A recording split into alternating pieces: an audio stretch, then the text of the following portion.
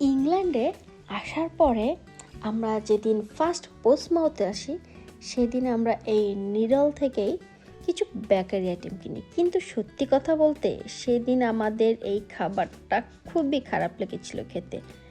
But but এখন আমরা এই নিডলের গরম গরম ক্রোসনের একদম প্রেমে পড়ে গিয়েছি বলা যায়।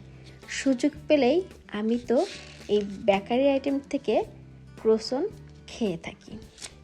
আমি এখন জব করি এই নিডলের পাশেই, সো কখনো যদি ব্যাটে বলে মিলে যায় তাহলে আমি এই গরম গরম ক্রোসন খাওয়াটা মিস করি না।